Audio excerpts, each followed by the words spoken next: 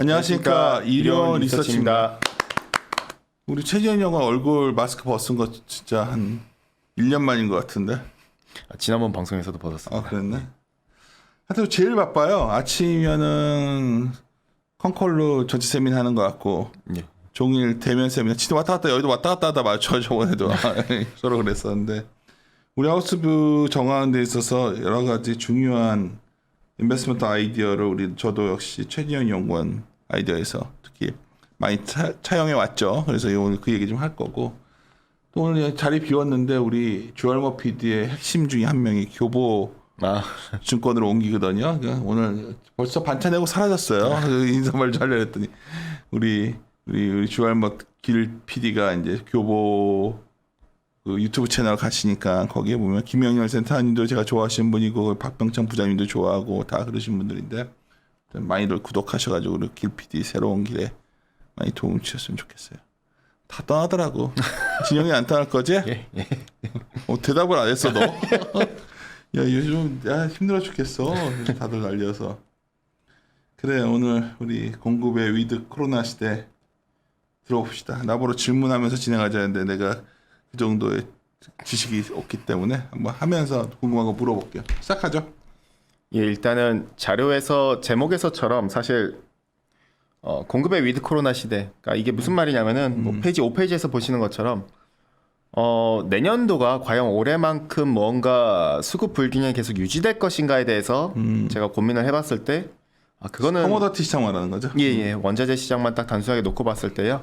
그건 좀 제한적일 수 있겠구나. 이제 우리가 결국에는 소결부터 일단 말씀을 드리자면은 결국에는 제가 봤을 때는 백신 접종률에 한 번 더 중요해질 수가 있다라는 점이고, 두 번째는 선진국들의 소비 패턴에 대해서 우리가 좀 더 고민해 봐야 되는 부분이고, 그리고 세 번째는 페드의 귀환에 대해서도 우리가 고민을 좀 해봐야 된다. 즉 저희 하우스 뷰대로 3분기를 갖다가 조금 더 인상 가능성을 갖다 얘기를 하고 있지만은 이 부분에 있어서도 우리가 원자재 측면에서 고민이 되는 부분이다 볼 수가 있고요. 어떤 고민이 되는 거야?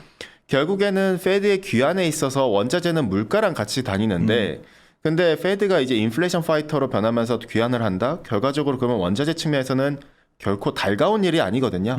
그렇기 때문에 이 부분에 대해서도 그러면은 특히나 중국을 제외한 이머징들의 디맨드에 대해서도 우리가 좀 고민이 필요하다라고 저는 좀 보고 있고요. 그리고 그렇기 때문에 이 같은 전반적인 방향성을 갖다 놓고 본다면은 우리가 공급의 위드 코로나 시대에서 좀 봤었을 때 원자재 포트폴리오 단에서는 내년 상반기까지는 지금 현재 뭐 비료 이슈라던가 내지는 이제 계절성이라던가 산유국들 간의 약간 좀 눈치 싸움들 이 같은 경우를 봤었을 때 상반기까지는 곡물이나 또는 에너지가 조금 더 상단을 지켜줄 거라고 보고 있습니다. 반면에 내년으로 봤을 때 내년 전체를 봤을 때 특히 하반기로 본다면은 에너지는 좀 비중이 축소되겠지만은 특히나 메탈 쪽이 비중 축소가 뭐 크게 좀 필요하지 않겠는가. 제가 봤을 때는 모든 메탈 안에서도 특히나 알루미늄은 그나마 하단이 좀 제한적이지만은 나머지 메탈들은 좀 하단에 있어서 좀 하방 압력이 좀 눌리지 않겠는가 이렇게 좀 이런 접근하고 원자재 있습니다. 가격들이 좀 진정되고 안정화된다는 얘기로 받아들이면 되나요? 예, 맞습니다. 그렇기 때문에 전체적인 원자재에 있어서는 상고하저의 좀 방향성으로 좀 접근을 하고 있고요. 상반기가 제일 고민이죠. 우리 하우스뷰도 예. 상반기까지는 좀 고민스러운데 뒤로 가면 좀 나아질 것 같아요. 예. 페이지 7페이지 봐주시면은 올해 사실 원자재 시장 굉장히 좀 랠리가 많이 있었거든요. 작년 코로나 이후에 적극적인 이런 인플레이션이라든가 리플레이션 베팅 이렇게 이루어졌었는데 근데 제가 봤었을 때 내년도도 올해와 같을 것인가? 올해 그럼 왜 이렇게 베팅이 이루어졌는가를 본다면은 저는 여전히 백신 접종률이라고 말씀을 드리고 있습니다. 큰 가이드라인 선 안에서는요. 7페이지에 즉 백신 접종률 왼쪽 차트에서 우리가 보시면은 주요 원자재 소비국들의 백신 접종률을 갖다 먼저 봤었을 때요. 이제 평균적으로 60%를 갖다가 상회했습니다.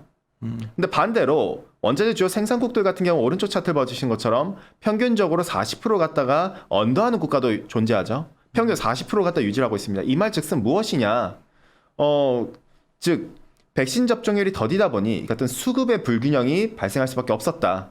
소비국들은 회복이 더 빠르게 진행됐던 반면에 생산국들은 더디게 진행됐다 보니 원자재 단에서 수급 불균형이 야기되고 락다운이 부분적으로 발생하고 물가 압력이 심화되고 원자재들이 랠리가 하는 이 같은 그림이었는데 내년은 조금은 그림들이 색깔이 달라질 수 있다라는 것이죠.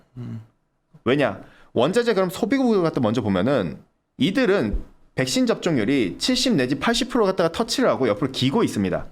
이 말이 무엇이냐? 한마디로 경제 활동 인구들은 백신 접종을 대부분 맞았다라는 소리예요. 그럼 아이들밖에 안 남았다는 소리죠. 반대로 생산국들은 40%까지 평균 40%까지 굉장히 더디게 올라오면서 8개월이 소요됐지만은 이 같은 속도를 갖다가 내년에 지금부터 내년까지 적용시키면은 내년 하반기 때 백신 접종률은 지금의 소비국들만큼 올라왔기 때문에 우리는 공급의 정상화를 갖다가 우리가 조금 경계해야 된다라고 말씀드릴 수가 있겠고요. 무슨 말이야? 그러니까 내년 하반기나 가능하니까 공급이 정상화가 내년 하반기에나 된다는 얘기인가? 그러니까 뭐 하반기로 넘어가기 전부터는 이제 공급의 정상화 속도가 좀 더 빨라지지 않겠는가 이렇게 볼 수가 있겠고요. 그렇기 때문에 상반기 같은 경우에는 여전히 좀 공급이 더디게 올라오면서 진통은 남아있긴 하지만은 하반기가 넘어가는 그 구간에서는 본격적인 공급 그로스에 있어서 우리가 좀 주목하자라고 보시면 될 것 같고요. 페이지 11페이지를 봐주시면은 물론 매크로 측면에서 중국 단에서 뭐 이제 전력 문제 이러한 부분들이 병목 현상 같은 야기하면서 공급 차질 요인이기도 합니다. 물론 최근에 좀 진정된 부분들이 있고 중국 정부도 자기들이 이제 탄소 중립 어설픈 탄소 중립 정책이 약간 좀 모자란 부분이 있었기 때문에 정책을 수정을 하면서 연료탄 생산 캐파를 갖다 다시 재확대를 하고 전력 생산 기업들에 대해서도 전력 가격을 갖다가 어느 정도 인상을 해줌으로써 전력 수급을 안정화시켜 줬거든요. 그렇기 때문에 오른쪽 하단 차트를 보시는 것처럼 연료탄 가격이 좀 진전된 모습들이 나와줬고요. 근데 다만 일부 산업들에 대해서는 여전히 전력 가격에 있어서 문제가 발생하고 있습니다. 대표적으로 이제 우리가 비료로 들어가는 요소라던가 내지는 마그네슘이라던가 뭐 전력 소비량이 높은 알루미늄이라던가 이 같은 일부 섹터들에 대해서는 양고 산업, 즉 높은 에너지 소비와 높은 탄소 배출을 일으키는 이들 산업에 대해서는 전력 가격 상한선을 갖다 해제해 버렸습니다. 그러면은 기업들의 높아진 비용 부담이 문제가 될 수 있다는 소리죠. 즉 전력의 공급은 원활해졌지만은 이 같은 비용에 따라서 약간 부담을 여전히 안고 있다 보니 약간 이 같은 부분은 그럼 공급이 상당히 좀 이 부분은 좀 더딜 수 있겠구나 정도로 이해할 수가 있겠는데요. 근데 그렇기 이 부분 때문에 잠깐만 이게 지금 상황이 현재 어때요? 여러 가지 말들이 나오니까 어떤 데서는 여전히 중국이 전력 때문에 생산이 굉장히 지연되고 있다는 말도 있고 어떤 거에선 또 뭐 많이 개선됐다는 얘기도 있고 또 하나 둘 다 공통적인 거는 전력 가격은 상당히 올라오고 있다는 걸로 알고 있는데 맞나요? 전력 가격은 이미 올려놓은 상태입니다. 올려놓은 상태고 근데 이제 구분해서 보셔야 될 게 전력 가격을 갖다 20% 인상한 부분이 있는 반면에 보편적으로는 근데 앞서 언급드린 일부 에너지 소비가 높은 이들 산업에 대해서만 좀 한해서 상한선을 해제버리면서 전력 가격이 더 좀 부담을 안게 된 형국이죠. 그래서 전반적으로 보기엔 좀 어려울 것 같아요. 그게 기본적인 생산할 때 어떤 그런 소재나 이런 업종들이잖아요. 전력 많이 소용되는. 그렇죠. 대표적으로는 그쪽은 계속해서 제어가 되고 있다는 얘기를 봤죠. 그렇죠. 그쪽은 계속 그러니까. 뭔가 통제가 되고 있고 전력 수급은 이제 원활해졌습니다. 다만 이제 가격의 이 비용 문제가 이제 조금씩 건드리고 있다라고 볼 수가 있겠고요. 업데이트 해본 거예요. 어떤 상황인지 궁금해. 12페이지 봐주시면은 그러면은 중국 쪽에서 이 같은 병목 현상의 공급 차질을 계속 일으킬 것인가 봤었을 때 제가 봤었을 때는 그건 좀 아니다. 좀 더 긴 시각에서 보자면 아니다라고 말씀드리는데요. 그러면은 당장은 아니지만은 어쨌든 작년과 올해에 있어서 코로나와 중국이 일깨워준 것은 선진국들로 하여금 공급망의 탈세계와 탈중국화이지 않겠는가라 좀 보고 있고요. 그렇기 때문에 리쇼어링에 대해서 얘기가 더욱더 구체화될 수밖에 없겠고 이러한 부분은 앞서 언급드린 대로 백신 접종률이 점진적으로 회복되면 회복될수록 결과적으로 우리는 당장은 아니지만 최소 못해도 뭐 2023년이 될 수도 있겠지만은 초과 공급에 대해서 우리가 좀 고민이 필요할 수도 있다라고 봐주시면 될 것 같고요. 그 13페이지 그림이 전에 제가 어디 하여튼 콩코레아 돼가지고 회의할 때 나왔던 그림이잖아요. 네. 이 그림 이제 서로 이제 많이 쓰게 됐는데 사실 이 부분은 생산한 만큼 다 소비되는 소위 굉장히 교육이 잘 되는 시대였는데 계속해서 이때부터 이머징 증시가 안 좋았잖아요. 지금은 그걸 걱정하는 거잖아요. 우리는 그러니까 생산해도 소비되는 게 아니라면 이게 오버 서플라이 이슈로 갈 수 있는. 맞습니다. 근데 중국 담당자랑 커머디티 입장에서 봤을 때는 우리가 그런 좀 대담한 주장을 해왔잖아요. 지금 한 2달 정도 된 것 같은데. 네네. 반응 어때요? 그러니까 나는 내가 만나는 사람들은 그럴싸하다 하는데 우리 최재현 연구는 그래도 더 젊고 유능한 젊은 매니저들과 많이 만나잖아요. 뭐래요 이 말? 우리가 이 그림 갖고 얘기 많이 했던 그림이니까. 솔직히 근데 좋아할 만한 그림은 아니잖아요. 시장 좋아하지 참가자들 입장에서는 일단 그쵸. 이 동일하냐는 거지. 이걸 갖고 이 단순한 그림이지만 이거 초과 공급의 가능성 얘기했을 때 뭔 개소리냐 이런 사람들도 있지 않아, 솔직히? 뭐 이제 뭐 사실 동의를 못 하신 분들도 계시긴 하지만은 나도 의외로 많아 지금 사실은. 동의를 하신 분들은 이제 물론 당장은 아니라고 제가 말씀을 드려요. 왜냐면 시장이라는 거는 결국 원자재는 특히나 경기 동행 자산이자 후행 자산이기 때문에 그렇게 본다면은 당장은 아니지만 대신 이제 방향성 측면에서는 동의하신 분들도 계시지만 그렇지 않으신 분들도 계셨어요. 중호 신 팀장도 이 그림 갖고 와서 얘기하면 반 궁금하더라고. 내가 사실 몇 군데서 얘기를 해봐도 우리끼리는 되게 재밌어 했었는데 반응이 썰렁해가지고 넘어갑시다. 그러면 이제 디맨드 측면에서 바라봤었을 때 디맨드 측면에서는 내년도의 수요에 대해서 저 같은 경우는 일단 수요가 정상화되는 건 맞아요. 위드 코로나기 맞아요. 때문에. 다만 우리가 그로스가 중요하잖아요. GDP도 그로스가 중요하다시피 결국에는 그로스가 내년도에 올해만큼 좋을 수 있을 것인가.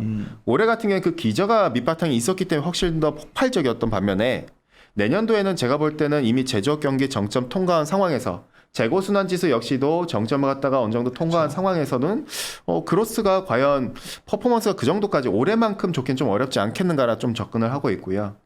이 데이터만 봐도 사람들이 내년에 소위 그 현재 여러 가지 그 내구재 어떤 소위 생산에 대해서 예. 질문 의구심을 들 것 같은데 잘 안 그러는 것 같아. 근데 사실 이제 모르겠어요. 뭐 말씀을 일단은 드리지만은 근데 그런 게 있잖아요. 이제 의구심을 들면서도 그 안에서 좀 뭔가 괜찮은 애들 찾기 이런 거. 그러니까 다 그 얘기들인데 하여튼. 일단 그렇기 때문에 특히나 원자재 측면에서는 원자재 이제 중간재 단에서 최대 소비자는 중국이지만은 최종재 단에서는 결국 미국이거든요. 선진국들. 근데 미국의 내구재 소비가 올해만큼 없다면은 결국 내년에 원자재 그런 긍정 질수 있는가에 대해서 제가 봤을 때 글쎄요. 그거는 조금 아닐 수 있다. 오른쪽 상단 차트에서 보시는 것처럼 이제는 선진국들이 내구재보다는 서비스로의 전환이 되고 고용이나 소비에서 내구재보다는 서비스가 70에서 80% 갖다 차지하기 때문에 이들의 이 같은 회복, 특히나 미국은 서비스업이 회복되면 회복될수록 결과적으로 달러화가 강해지는 그 같은 그림들을 볼 수가 있는데 원자재 측면에서는 결코 긍정적인가에 대해서는 저는 조금은 아니라고 보고 있고요. 특히 왼쪽 하단 차트처럼 리스타킹을 갖다가 일부에서 얘기를 하지만은 제가 볼 때는 글쎄요, 이제 자동차를 제외하면은 리스타킹이라고 보기엔 재고가 좀 쌓이고 있는 게 아닌가 이렇게 좀 본다면은. 요 그림은 다들 이거 최강희 크당 씨도 얘기하고 우리가 다 같이 얘기하던 그림인데 네. 다들 재밌어하죠 이거 막. 예. 그래요 하지 않아요 보통. 그래서 일단은 중요한 점은 그렇기 때문에 원자재 측면에서는 조금 더 주목해야 될 부분이 바로 미국의 소비가 선진국들의 소비가 전환되는 부분에 저는 좀 주목해야 된다고 보고 있습니다. 그렇기 때문에 다음 페이지 봐주시면은 그렇기 때문에 저는 항상 이 차트를 많이 인용을 하는데요. 재고 부담이 계속해서 더 커질 수 있다라고 말씀을 드리거든요. 결국 공급 그로스는 내년 상반기 때는 좀 더딜 수 있겠지만은 어쨌든 정방향으로 회복되는 방향일 테고 내년 하반기에 있어서는 정상화 속도가 좀 더 빨라지고 디맨드에 있어서는 수요 그로스가 정상화는 맞지만은 그로스 자체만 놓고 보면은 올해만큼 그 기저만큼 봤었을 때 좀 제한적이라면은 역기저 나오죠. 그렇죠. 재고 같은 경우에 그럼 점진적으로 쌓여가는 그 구간이지 않겠는가. 일단 중국의 재고가 BDI를 갖다가 후행하는데 이 같은 지금의 방향성 자체를 놓고 본다면은 과연 내년도에 있어서 완전히 이제 원자재 측면에서 긍정적일 수 있는가에 대해서는 저는 재고 부담 이제부터 좀 고민이 필요하다라 볼 수가 있겠고요. 그러면은 이제 그럼 탄소 중립이나 친환경 인프라, 전기차에 대해서 많이들 수급이 억제되는 부분이고 이런 것이 원자재 측면에서 장기적으로 긍정적이라고 많이들 얘기를 하십니다. 저 역시도 사실 장기적인 방향성에 있어서는 동의를 합니다. 다만 탄소 중립이 사실은 비용을 상승시키는 부분이거든요. 가격을 올리는 부분이고요. 그럼 과연 물가가 그렇게 그럼 상승시킨다는 논리일 텐데 페드가 가만히 있을 것인가에 대해서는 저는 조금 조심해야 된다고 말씀드리거든요. 결국 비용 압박이기 때문에 그린플레이션을 갖다 야기하기 때문에 인플레이션 파이터 페드의 귀환을 더 재촉시키는 역효과로 작용할 수 있다 보니 저희는 조심하자고 말씀드리고요. 19페이지 봐주시면은 상단 차트를 갖다 봐주시면은 물가는 결국 원자재는 물가랑 같이 갑니다. 그러면 물가를 봤었을 때 내년도에 그러면 물가를 견인한 게 유가인데 유가 상승률이 내년도에 제가 쇼티지가 만약에 발생한다 하더라도 브렌트가 100달러를 갖다 이상으로 유지된다 하더라도 결국 상승률 같은 게 역기저가 노출되면서 둔화되는 방향입니다. 그럼 페드가 안 움직일 것인가? 저희 쪽 채권 담당자랑 경제 쪽하고 제가 얘기해 봤을 때 그렇지 않다. 결국에는 서비스 지출로 전환되면은 코어가 버틴다. 그러면 페드는 움직일 수밖에 없다. 특히 중요한 점은 저희는 이 중간재와 최종재 간의 이 스프레드에서 좀 주목하시면 될 것 같습니다. 특히나 원자재에서 가장 중요한 부분일 텐데요. 중간재와 최종재 간의 스프레드가 벌어지고 있다는 소리는 가격 전가가 어려운 기업들이 계속 속출하고 있다는 소리고. 그러니까 이게 굉장히 중요한 포인트인데 그렇기 때문에 좀 더 쉽게 설명을 해드려 이거를. 그러니까 결국에는 예를 들면서 이거. 이제 비용 압박이죠. 비용 압박이 심하다 보니 사실 마진이 계속 못 남는 형국이 되는 거거든요.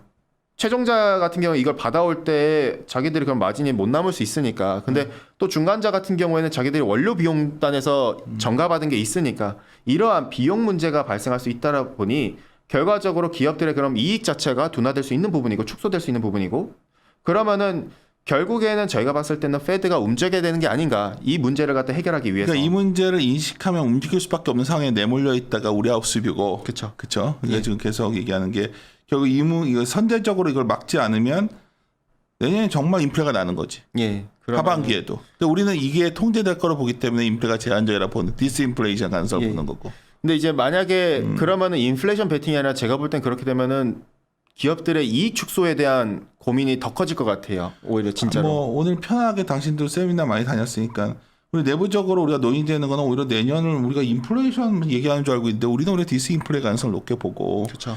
오히려 금리를 양껏 못 올릴 가능성에 대한 두려움 내년 하반기 이후에 그걸 생각하고 있어요. 그러니까 다 코스트에 관한 관점에서 바라보기 시작하면 사실 그런 결론으로 갈 수밖에 없는데 많은 분들이 그냥 무조건 내년에 이제 그러니까 연준도 일시적이라 보는데 그 일시적의 강도랑 코스트에 자극하는 정도가 크다는 거지 지금. 예, 맞습니다.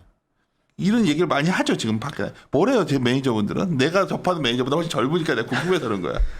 난 싸우고 싸우는 게 아니라 논쟁이 벌어지거든. 아 이거 너무 일방적 해석 아니냐 나한테 그러고 지금 분위기가 무르익었다 이거야 대형주들이 서로 기고 있었으니까.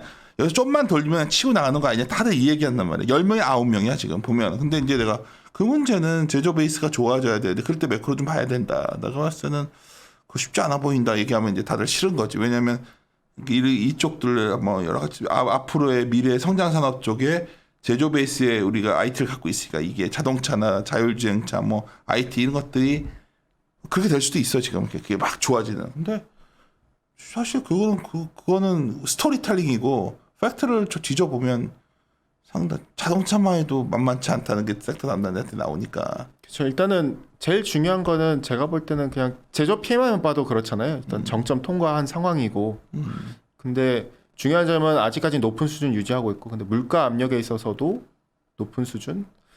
일단 원자재 측면만 놓고 봤었을 때는 어쨌든 후행 자산이다 보니 좀 그렇기 때문에 제가 볼 때는 조금 좀 조심스러워 보이거든요. 물가 제어 안 되면 다 빅스택 가는 거야 이제부터는. 그렇죠. 우리 어떻게 하지? 우혜영 연구원이 맞을까 다음 주에? 혼자 50이 피어가지고 내가 사진도 찍어놨는데 이러고서 우리가 성공하면 오자. 근데 요 그림도 잘 보시면 일단 원자재 측면에서는 그렇기 때문에 인플레이션 파이터가 귀환한다? 그 말즉슨 원자재 측면에서는 일단 잠시 후퇴해야 된다라고 맞아. 저희는 계속 말씀을 드리고 이게 그래서 우리한테 비교해서 굉장히 중요한 부분이어서 내가 좀 후퇴해야 된다 말씀드리고 디플레이션 파이터가 아니라 일단 인플레이션 파이터로 귀환한 뒤에 그 다음에 고민해 보자는 거지. 예. 근데 이제 중국은 제가 볼 때는 지금은 아니지만 내년 하반기에 가서는 정책 여력이 있다라고 제가 계속 말씀을 드리고 있습니다.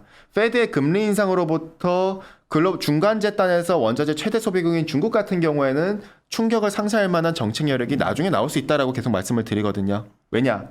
결국엔 제가 계속 지난번에도 말씀드리고 지난 8월 달에도 말씀드리고 7월 달에도 말씀드렸었지만은 왼쪽 하단 차트에 있는 바로 AAA 이하 등급의 회사채 만기 비중을 우리가 바라보자. 지금부터 내년 상반기까지는 어쨌든 부동산 단에서 디폴트 우려가 지금보다 더 점진적으로 확대될 수 있다고 저는 보고 있습니다.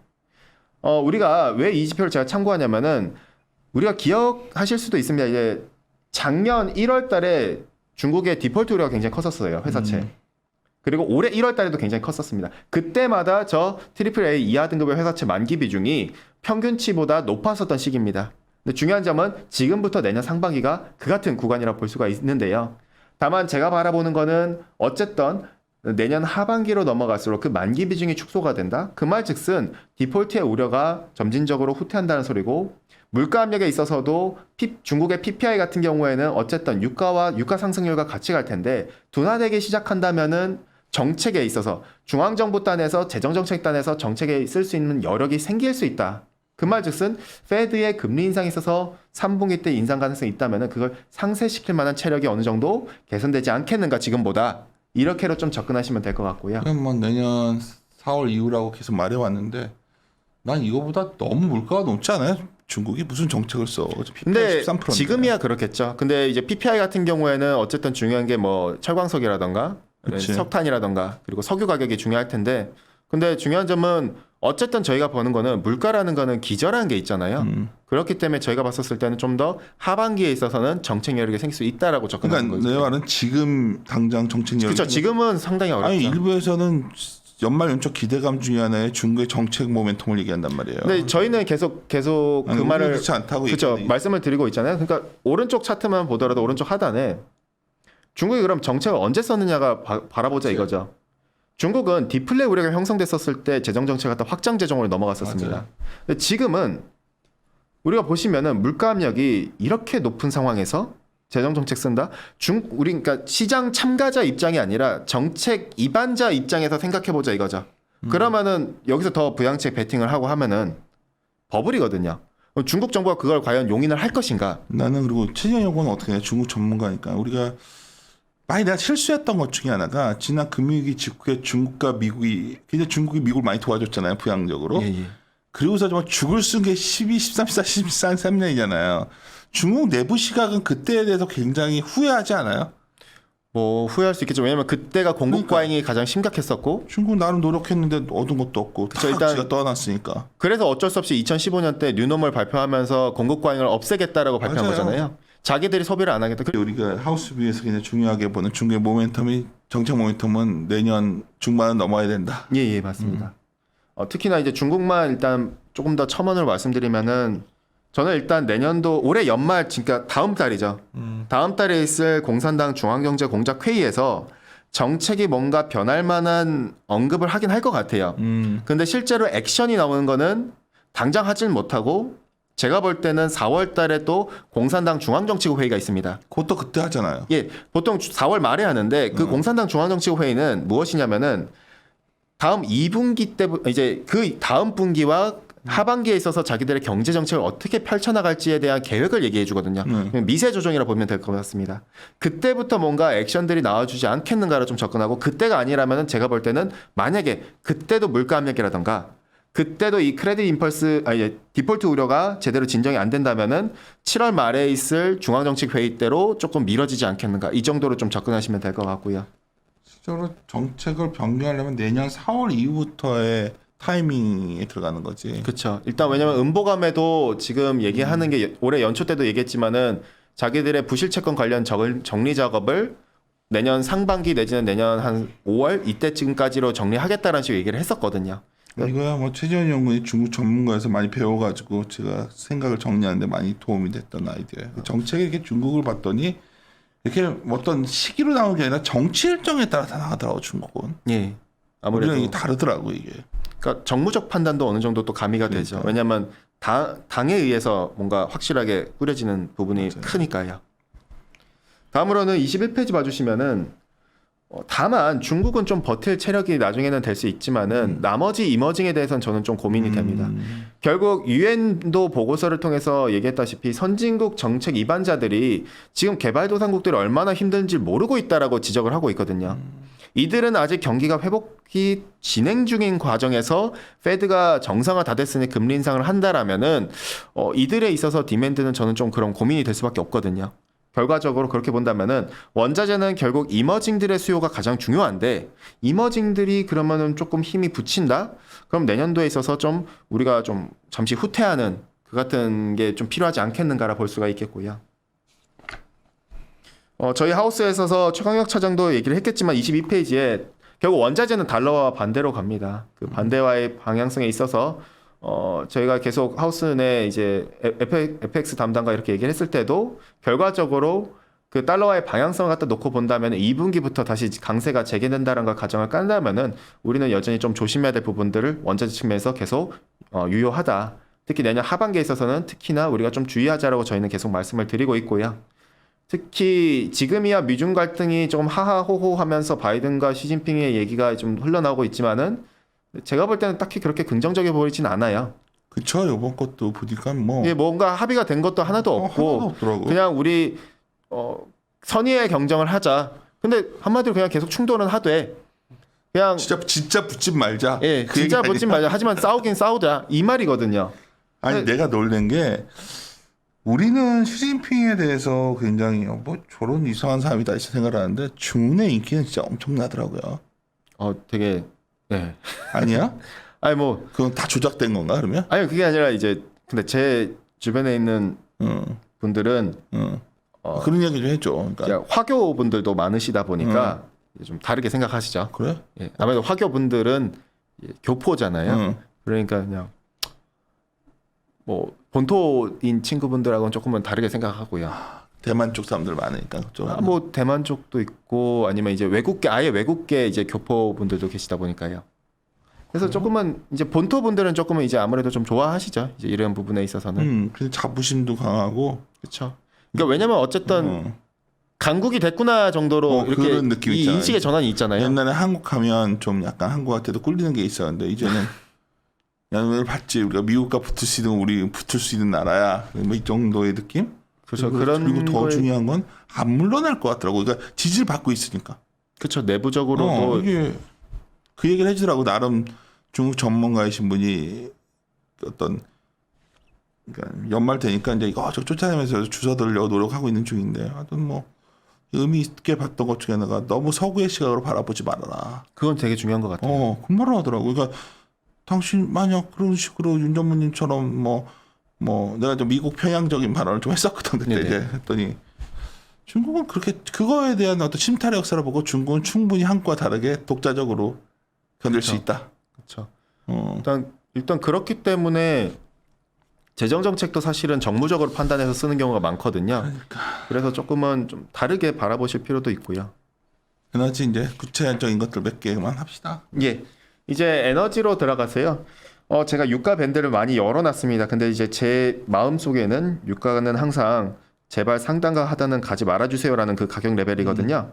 일단 레인지에 있어서는 굉장히 좀 많이 벌어놨습니다. 하단을 60, 상단을 95인데, 그러니까 저도 고민을 많이 해봤어요. 근데 해봤는데 내년에 변동성이 정말 크겠구나 정도로 이제 연말로 갈수록 하향 안정화로 계속 접근을 하고 있는데, 근데 그 같은 과정에서 변동성이 굉장히 클 것 같다라고 접근을 되고 있고요.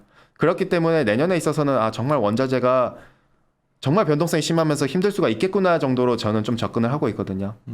일단 지금과 같은 경우에는 유가가 저는 좀 내년 상반기 최소 못해도 1분기까지는 버텨줄 거라 보고 있습니다. 한 번 더 위로 올라갈 수 있다라고 좀 접근을 하고 있고요. 여기서 예, 사우디가 90불 더욱더 찍을 것 같아? 예, 일단 왜냐면은 오 그래? 그럼 얘기 많이 달라질 것 같은데 굿자 보이면? 지금은 물론 이제 제 말이 물론 100% 맞다는 게 아닙니다. 저도 이제 고민을 해서 생각을 해봤었을 때요. 지금은 유가가 내려온 이유는 많이들 얘기를 하시는 게 뭔가 디맨드가 빠져서 그런 거다. 이제 끝났다. 아니면은 이제 논리가 부족하다. 유가 상승에 대한 논리가. 그런데 뭐 전략 비축률도 방출하지 않느냐. 근데 전략 비축률 방출해서 유가를 쓴것 같고 그거. 잡은 적이 한 번도 없어요.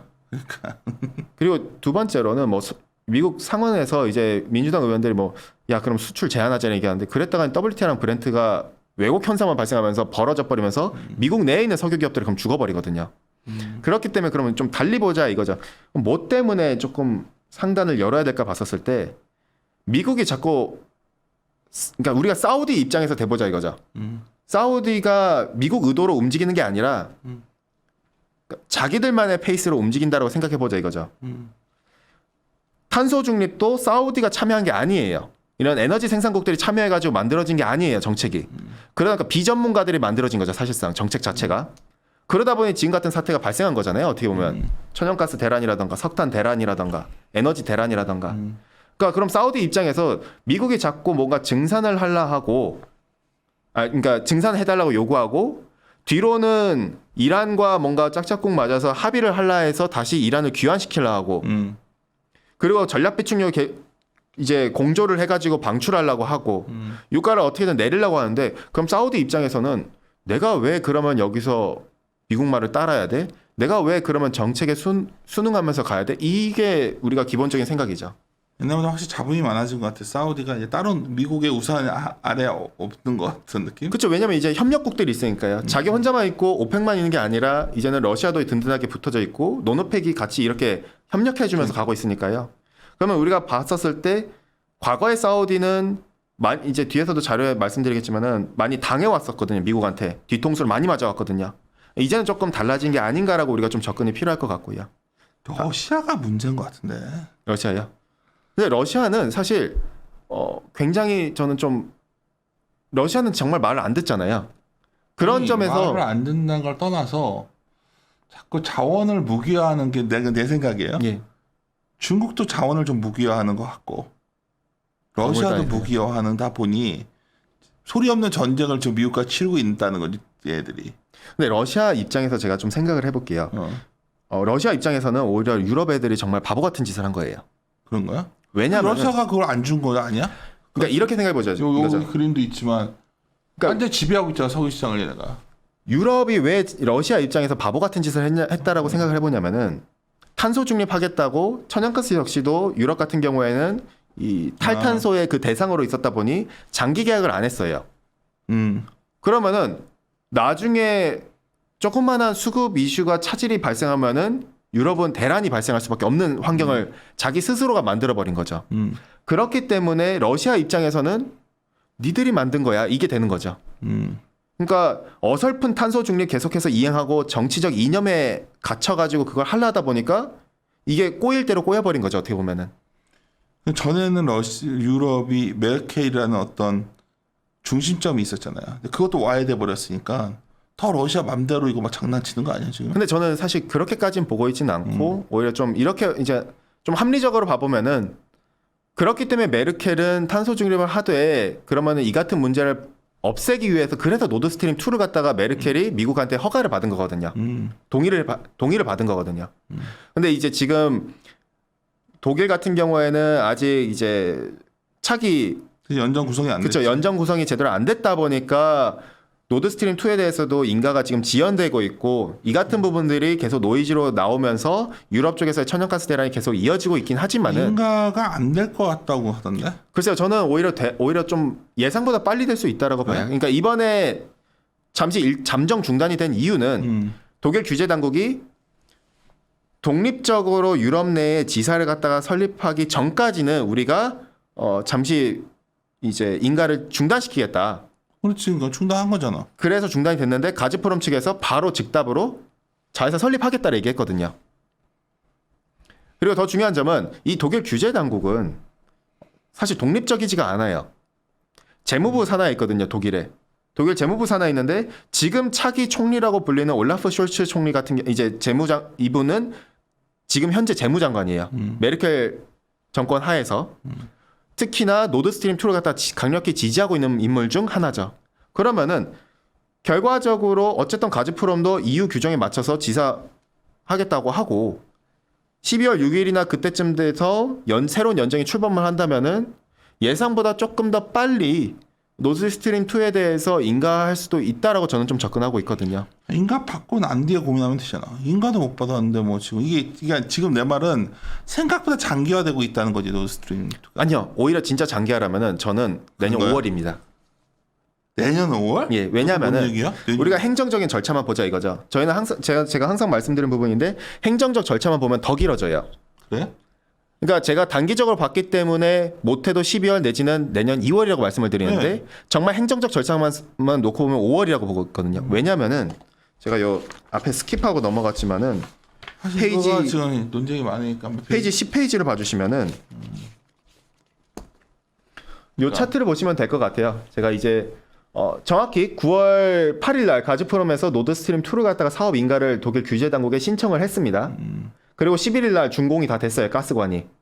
근데 이거에 있어서 앞서 8월 말 때 독일 고등지방법원에서 EU의 규정을 준수하라. 그래서 EU 내에 이제 지사를 갖다 설립하고 법적 분리를 갖다 해라라는 식으로 얘기가 지침이 나왔는데 일단은 지금 봤었을 때 행정적인 절차만 그럼 놓고 보면은 언제쯤 인가될 것인가? 단순히 정치적 이슈나 이런 거 다 배제하고 정확히 보면은 9월 8일부터 사업을 인가를 신청을 했기 때문에 그러면은 규제 당국에서 사업을 갖다가 인가하기까지 기한은 2개월에서 최대 4개월입니다. 그러면은 1월 말 때쯤에 1월 중순 때쯤에 시한이라고 보시면 될 것 같고요. 근데 여기서 끝나는 게 아니라 다시 또 독일 규제 당국이 EU 집행위에다가 다시 또 보고를 합니다. 그럼 집행위에서 다시 또 이걸 갖다가 사업을 인가를 해야 되는데 그 행정적 절차가 또 2개월 내지 4개월이 걸립니다. 그러면은 그렇게 본다면은 행정적 절차만 놓고만 길면은 5월이라는 소리죠, 내년.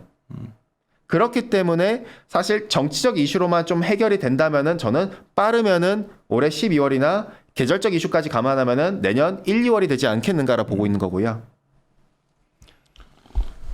이 문제는 여러 가지 이제 결국 천연가스 때문에 유가도 오르고 이게 코스트 문제의 어떤 촉발점이 됐으니까 이게 예. 언제 진정되냐 관심 많은데 저는 깊이는 모르니까 이게 좀 이렇게 질질 끄냐 뭐 이런 거 있었는데. 근데 이제 저런 이제 뭐 행정적 절차나 이런 것들도 우리가 좀 같이 보고 그리고 계절성도 같이 놓고 봐야 되겠죠. 결국에 천연가스 수요가 높은 구간이 기본적으로 매년 1, 2월 달이 좀 가장 정점기이다 보니 이때는 주의하고 넘어가야 될 부분이 있기 때문에요. 최근에 겨울에 추우면 올해 좀 문제가 더 될 거라 했는데 좀 춥다는 말이 많고 지금 아닌가? 일단 뭐 있죠. 그쵸. 데이터상으로는 뭐 우리나라는 아직까지 뭐 사실 안 추운 감이 있는데 저 역시도 되게 더운데요. 근데 이제 지표상으로 데이터나 이런 거로 봤었을 때는 라니냐가 좀 더 구체화되고 있거든요. 그러니까. 그렇기 때문에 아직 겨울이 온 건 아니다라고 많이들 얘기를 합니다. 그렇기 때문에 좀 조심을 하자라 보고 있고 본격적으로 과거 2017년, 2018년 때도 난방유 수요가 올라갔었던 그 구간이 12월에서 그 다음에 1월 그 사이였거든요. 그래서 저는 좀 계절적 요인은 여전히 주의가 필요하다고 말씀드리고 있고요. 사실 뭐 제가 뭐 기상 정보관은 아니기 때문에 경계를 하자라고 말씀을 드리고 있고요.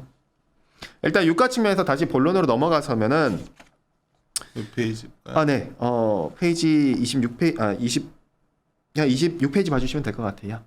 일단 디맨드 측면에서 드라이빙 단에서는 이미 정상화로 많이 넘어갔습니다. 전체 이제 석유 소비에서 드라이빙이 가장 많은 비중을 갖다 차지하고 우리나라랑 다르게 글로벌리하게 보면은 사실 자동차랑 화물차랑 이 같은 비중만 놓고 보면은 50% 넘어요. 그렇기 때문에 이들의 수요가 확실히 회복된 부분들이 많이 나타났다. 다만 지금의 유가를 갖다가 더욱이 지켜주는 요인은 오펙 플러스의 감산도 있지만은 앞선 것들인 천연가스 대체 수요 분명 어느 정도 계속 작용하고 있다. 왜? 배럴당 기준으로 보면은 여전히 브렌트보다도 100불이 높습니다. 과거의 시기를 갖다가 우리가 과거 라니냐가 발생했었던 시기랑 놓고 보더라도 난방단 기대감이 유가를 몸통을 흔들었던 적이 있었기 때문에 여전히 저는 좀 이 부분은 유가를 갖다 지지하고 있는 요인은 맞다라고 볼 수가 있겠고요. 그런데 지금 그러면 유가가 좀 낮아진 이유에 대해서 봤었을 때 27페이지 봐주시면은 뭐 바이든의 전략 비축류 얘기라던가 근데 제가 볼 땐 여기서 추가 플러스 알파로 코로나 확진자 수도 있다고 보거든요. 많이들 코로나 확진자 수를 갖다 이제는 좀 별거 아닌 걸로 많이들 보시지만은 사실 근데 유가 추이랑 코로나 신규 확진자 추이를 갖다 같이 그려놓고 보면은 레벨은 좀 다르지만은 어쨌든 둔화되는 그 그림들이 비슷합니다. 확진자 수가 글로벌리하게 더 확대되는 그 구간에서는 유가가 레벨은 올라왔지만은 다시 또 둔화되는 그 그림들이 많이 나오거든요. 좀 내려가겠네. 최근에 확진자가 전 세계적으로 늘어나니까. 예. 그래서 사실은 이번에 전략 비축 얘기도 있지만은 제가 볼 때는 사실 이 신규 확진자가 조금 더 많이 작용했다라 보고 있고요. 어쨌든 중요한 거는 바이든이 지금 가장 급하죠. 미국 중간선거 앞두고 있는데 자기들 텃밭 지역인 버지니아주 주지사 선거에서 공화당 이겼고 왼쪽 차트에서 보시는 것처럼 전미 무연 휘발유 소매 가격 자체가 갤런당 3불을 넘어갔습니다. 이 말은 무엇이냐? 엄청난 거죠. 트럼프 때보다도 높고 거의 유가 기준으로 원유 기준으로 보면은 거의 120불대로 돌아간 거거든요. 그렇기 때문에 민심이 다 박살이 난 거죠. 바이든 지지율이 박살이 나고 그러니까 미국에서는 자동차가 사실은 거의 주요 교통수단이죠. 교통수단인데 저 기름값이 저렇게 단계 올라오렸으니 뭐. 그러다 보니 어쩔 수 없이 결국에는 뭐 압박이라는 걸 뭐 전략 비축유 얘기하고 석유 수출 제한하고 얘기 나오는데 제가 볼 땐 가장 큰 핵심은 결국 사우디일 텐데요. 사우디는 절대로 움직이지 않겠죠. 28페이지 봐주시면은 사우디는 미국의 말을 갖다가 저는 안 들을 거라고 계속 보고 있습니다. 지난번 저희가 위클리로도 말씀을 드렸지만은 결국 2007년 10월과 2018년 6월 달에 배신을 당한 적이 크게 두 개가 있었거든요. 당시에도 동일한 선상에서 지정학 리스크 있었습니다. 2007년 때도 이란 제재 이슈라던가 나이지리아 석유 이제 생산 차질. 2018년 때는 트럼프가 제재를 하면서 이란이라던가 베네수엘라 쪽 금수 조치가 얘기가 나왔었고 유가 올랐는데 마찬가지로 미국 의회에서 에노펙 발의하면서 카르텔 압박하고 올해도 4월 달에 에노펙 또 발의했었거든요. 그러고 오펙 플러스나 오펙이 어쩔 수 없이 증산했다가 나중에 미국발 금융위기나 미중 무역 갈등 때문에 결과적으로 디맨드 내려가고 더불어서 미국 국무부가 이란 제재에 대해서 한시적 유예해버리면서 유가가 더 내려갔거든요. 그 말즉슨 사우디한테는 왜 우리가 해야 돼? 라는 식의 입장이 될 수밖에 없겠죠. 과거에 이 같은 뒤통수 맞은 적이 한두 번이 아니니까요. 다음 페이지 봐주시면 특히나 이란 제재에도 해제 얘기를 갖다가 하고 있으니까요. 29페이지 봐주시면은 물론 이제 수요가 박살난다는 건 아닙니다. 2007년 때처럼 뭐 2018년 때처럼. 다만 제가 말씀드리고자 하는 부분은 왼쪽 차트처럼 제가 볼 땐 사우디가 이걸 갖다 경계하는 게 아닌가. 즉 과거 어쨌든 2007년과 2018년 때의 그림을 보면은 디맨드를 상징하는 제조업 PMI가 그쵸 서로가 디커플링이 났었는데 지금도 디커플링이 발생을 했거든요. 그러면은 사우디 입장에서는 약간 좀 경계가 필요한 부분이죠. 그래서 사우디는 계속 그 얘기를 합니다. 내년도에 공급이 더 많을 수가 있다. 그 말즉슨 우리는 그러면은 증산에 있어서 소극적일 수밖에 없다라는 의미거든요. 반대로 해석하면은. 오른쪽 차트에서 보시는 것처럼 내년 디맨드, 수요는 정상화에 도달하지만 그로스 자체가 중요하거든요. 그러니까 더욱더 사우디 입장에서 소극적일 수밖에 없다라 볼 수가 있겠고요. 더불어서 31페이지에 제가 제일 중요하게 보는 부분은 산유국들 오펙 플러스의 채산성이 낮아진 데 저는 좀 주목하고 있습니다. 예, 31페이지고요. 지난 10월 초 때 러시아에서 에너지 위크가 있었는데 푸틴 대통령이 오펙에 있어서 오펙 플러스가 채산성에 있어서 일부 산유국이 낮아졌다라고 지적을 했었습니다. 그러니까 왜 산유량이 안 올라오느냐 증산을 갖다가 점진적 확대하겠다 했는데 바로 왼쪽 하단 차트를 봐주시면은 우리가 기억하시면은 2018년 11월은 이란 제재 때문에 오펙 플러스의 산유량이 확대됐던 때입니다. 그걸 대체하기 위해서요. 이게 트럼프랑 합의를 했었던 점이죠, 사우디가. 2020년 작년 4월은 오펙 플러스 감산 파기되면서 증산을 갖다가 자유롭게 했었던 시기입니다. 그러면 근데 이 두 시기에 증산이 불발한 국가가 10개 국가가 속출했었다는 거죠. 더불어서 올해 7월부터는 증산을 갖다가 점진적으로 하기 시작했는데 9월 산유량이 8월보다 증산하게 실패했던 국가가 있었다는 거죠. 그럼 중복적으로 물론 코로나 문제라던가 락다운이라던가 군사 쿠데타도 문제가 있었지만은 중복적으로 대략 5개 국가 이상의 산유국이 증산에 실패했다? 그럼 이건 채산성이 낮아졌다고 볼 수가 있거든요. 아무래도 감산을 갖다 장기화 몇 년 동안 하다 보니 채산성이 떨어졌다고 우리가 볼 수가 있겠죠. 이러한 부분이 내년 상반기에 유가를 갖다 어느 정도 또 지켜주는 부분이 될 수가 있다라 볼 수가 있겠고 이 때문에 저는 아람코가 OSP를 갖다 이번에 인상했다라고 볼 수가 있겠고요. 계절적으로는 사우디만 놓고 봤었을 때 발전용 원유 소비가 지금은 둔화되는 구간이고 수출이 확대되는 구간이기 때문에 OSP는 인하돼야 되지만은 그 같은 지금의 환경과 채산성 낮아진 부분을 갖다 감안해서 OSP를 인상한 게 아닌가라고도 볼 수가 있겠고요. 그러면 내년 하반기에 있어서 왜 유가를 갖다가 좀 둔화될 거라고 보느냐? 제가 볼 때는 셰일 때문이라고 보고 있습니다. 그러니까 셰일이 아직도 안 움직이고 있는데 오른쪽 상단 차트 봐주시면은 리그 카운트와 유가를 갖다 같이 봤었을 때 올해는 어노멀리입니다. 안 움직이고 있거든요. 리그 카운트가 확대가 제대로 안 이루어지고 있습니다. 이게 환경 규제 때문이라고 많이들 얘기를 하시는데 제가 볼 때 아니에요. 왜냐면 트럼프가 임기 말 때 나가기 전에 똥을 싸놓고 갔거든요. 오른쪽 하단 차트에 보시는 것처럼 연방정부 소유 토지에 있어서 유전개발 허가 건수가 오바마 임기 말 때보다 3배가량 많이 해놓고 나갔습니다. 엄청 해줬구나. 그러면은 셰일 입장에서는 아직 여유로워요. 그럼 왜? 다음 페이지 봐주면 저는 지난 한 달 동안 셰일 기업 CEO들의 발언을 갖다 좀 주목을 해봤었습니다. 무슨 말을 했는가? 이번에 실적도 발표하면서 대체 무슨 얘기들을 했는가? 근데 데븐에너지 CEO 같은 경우에는 그냥 때를 기다린다라고 계속 얘기를 합니다. 셰일 기업들은. 오펙 플러스의 유휴 캐파가 내년도에 충분히 축소될 때까지 기다리겠다. 그리고 셰일의 왕이라고도 불리는 코노코필리스 같은 경우에는 자본 수익이 뒤따를 때까지 추가적인 증거들을 더 확인하겠다. 이게 종합적으로 무슨 말이냐면 내년도에 9월 달에 오펙 플러스 감산을 종료를 할 텐데 그렇게 되는 과정에서도 유가가 자기들의 BEP를 계속 상회하고 있다면은 그때 가서 우리는 후대응하겠다. 즉 리스크 테이킹 안 하고 그때 가서 증산하겠다는 거죠. 왜냐면 이쪽이까지 증산 들어가는 순간 난 유가 개폭락할 것 같은데. 유가 분명 등락하겠죠. 확실히. 그러니까 사업들이 생산 못하지. 근데 제가 볼 때는 이것보다 좀 더 빨라질 거라 보고 있고요. 얘들이 이들 기업들이 생각하는 것보다. 어쨌든 그러면 35페이지에 왜 그러면은 그럼 그때까지 어떻게 버티겠다라는 건가 셰일들이.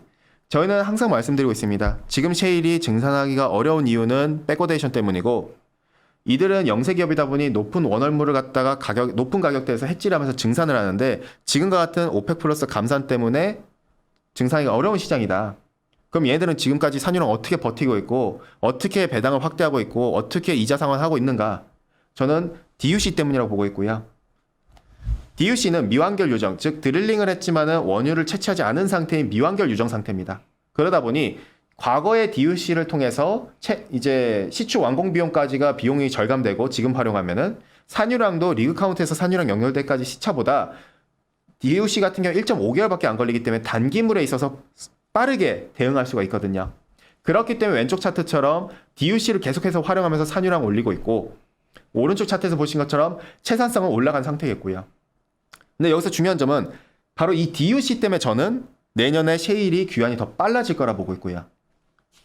다음 페이지 봐주시면 바로 가용 DUC, 미국에서 지금 논란이 많은 라이브 DUC입니다.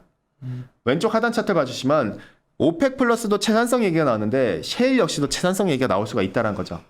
왜냐? EIA는 지난 10월달 DUC를 갖다가 5,100여 개라고 발표를 했습니다.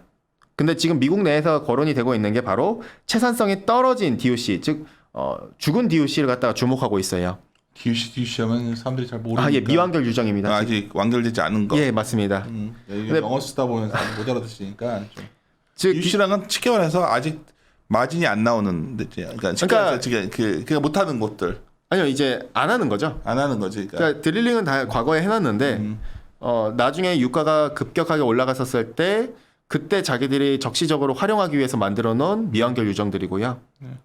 근데 이제 이 미완결 유정 같은 경우 즉 DUC는 24개월 이전에 시추된 걸 갖다가 채산성이 떨어진 죽은 DUC라고 우리가 가정을 깐다면은 이걸 제외하면 왼쪽 하단 차트처럼 실제로 가용할 수 있는 라이브 DUC 살아있는 DUC 같은 경우에는 2,000여 개밖에 안 됩니다. 올해 DUC가 감소한 속도를 감안하면은 내년 상반기에 셰일은 산유량이 오히려 빠지게 돼요. 이렇게 되면 더 이상 주주들한테 배당을 더 주기도 어려운 형국이 돼버리고요. 그렇기 때문에 주주들은 지금까지는 계속 증산하지 말라고 기업들을 압박을 했었는데 내년도에 가서는 어쩔 수 없이 불가피하게 확장 전략으로 넘어갈 수밖에 없다라고 볼 수가 있겠고 그렇기 때문에 제가 볼 때는 지난 11월 2일 날 주주격이라 볼 수 있는 BP라던가 엑스모빌이 내년도 셰일에 대해서 캐펙스 지출을 확대하겠다. 셰일 생산을 30% 확대하겠다. 이 같은 발언이 괜히 나온 건 아니라 봅니다. 그러면 이 같은 방향성 놓고 보면은 내년도에 셰일의 귀환은 예상보다 9월까지 더 못 기다릴 가능성이 있다라 볼 수가 있겠고요. 그렇기 때문에 37페이지에서 보신 것처럼 내년도에 있어서 우리가 공급의 방향성이 조금 더 이제 내년 하반기로 접근할수록 빨라지지 않겠는가. 그래서 유가는 그렇기 때문에 저희가 봤을 때는 조금 고민을 해본 결과 뒤로 가면 약해진다. 그렇죠. 변동성이 굉장히 크기 때문에 근데 이제 상고하자의 방향이지 않겠는가라고 좀 접근을 하고 있고요. 메탈은 어때요? 이거 잠시 쉬었다 가는 거 아닙니까? 그냥 다 한 번에 하고서 끝내려고. 아, 네. 제가 목이 조금 따가워서. 잠깐 쉬었다 갑시다. 그러면. 네. 예, 잠시 쉬었다 가겠습니다. 예.